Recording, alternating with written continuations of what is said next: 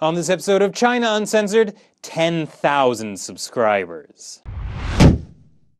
Hi, welcome to China Uncensored. I'm Chris Chappell. Move over Raymond because everybody loves me. China Uncensored has just surpassed 10,000 subscribers, over 1.5 million views, and almost 3.5 million minutes have been wasted watching my face. Thank you for all of your support, or masochism, whichever it may be. And so to celebrate, I want to dredge up my top 10 personal favorite episodes I've done over the past year. Check them out. Number 10. Rare footage shows China's Hu Jintao as human being. This one flew under most people's radar, but I'm not going to let you guys get away with it. This episode has some incredible footage of former Chinese leader Hu Jintao when he was a young man and also apparently a human being. Just goes to show what a lifetime of political struggle can do to a person. Number 9. Beijing residents forbidden from dying. Yes, the Communist Party has stifling control over all aspects of a person's life, but here's the one time when that's actually a good thing. Death allowances, death quotas if you will, give a number for how many people are allowed to die in a given year or a given disaster in China. So, if enough people have already died, that means you're in the clear, or your death will go unreported, one of the two. Number 8. Watch out Michelle Obama, meet China's First Lady Peng Liyuan. Let's just say I have personal reasons for enjoying this episode. Number 7. Black hair dye, bloodshed, and ruthless rivalries, i.e. Chinese politics. This was another episode I thought was very well written and gave some really good insight into the shadowy nature of politics in China through the story of Chen Shitong, the guy behind the Tiananmen Square student massacre. But because of the rather esoteric name, it wasn't the most searchable on YouTube. So go watch it, now! Number 6. Kim Jong-un's Chinese godfather, Zhou Yongkang. Not only did I get a chance to talk about the man voted sexiest man alive by The Onion, I also talked about Zhou Yongkang for the first time. If you don't remember, he used to be the head of China's army of police, and seems like he's next in line for a political purge. And I predicted it months before the fact. How did I know? I'm from the future. Number 5. China apologist turns TED Talks into propaganda tool. Over the years, I've heard a lot of people argue why the one-party rule of China's Communist Party is so great and America is doomed, but it wasn't until venture capitalist and China apologist Eric X. Lee gave a TED Talk that I thought my brain might explode unless I point out every single glaring flaw with these arguments.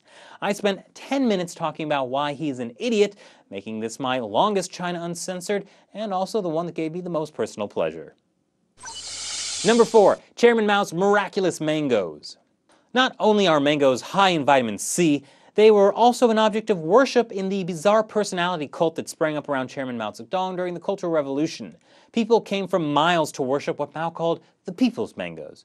It was all fun and games until someone made the mistake of comparing the mangoes to sweet potatoes. He was executed. Number 3. The wild world of Chinese zoos.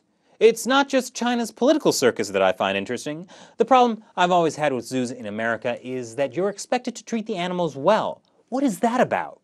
Fortunately in China they don't have that problem. In this episode you'll get to see a monkey-bear bike race. Of course that's going to end well. Number 2. Deciding between the top 2 was pretty difficult. There are 2 episodes that really have a special place in my heart, but before we get to that, check out this wonderful animation I made for the episode China's Century-Old Underground Coal Fires.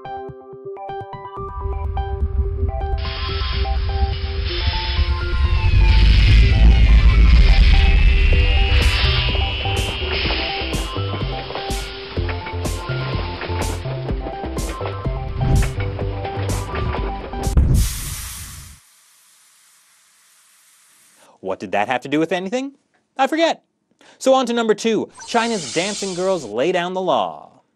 Apparently at some point it was decided that the best way to let people know about all the complicated new laws that are always being created would be to have pretty young girls do a song and dance about each new law. But I'm afraid I broke all the rules when I busted out some of my own dance moves. And finally, number 1, China's Red Army sings Michael Jackson. When I found out that Chinese netizens had been taking this old footage of a televised revolutionary red opera and adding popular songs to it to make it look like they were lip-syncing, I had to break all the rules and bust out some of my own dance moves. And the internet was never the same again. It was also the first episode I debuted that snazzy new tie. So thank you again, all of you who have subscribed to China Uncensored, and to everyone who has made this show possible. If you're watching this and are not a subscriber, subscribe! 10,000 people can't be wrong, can they? Come on, everyone's doing it. But before I finish this episode off, I also want to give a special shout out to my episode, The Death Penalty in China. Not only is it my highest viewed episode, it's also my most hated episode. Over 1,200 people gave it a thumbs down. 1,200 people have specifically told me they don't like something I did. That's kind of amazing. So once again, thank you for watching. You can get more China Uncensored from the Facebook and Twitter page, and as always, subscribe for more. I'm Chris Chappell. See you later, alligator.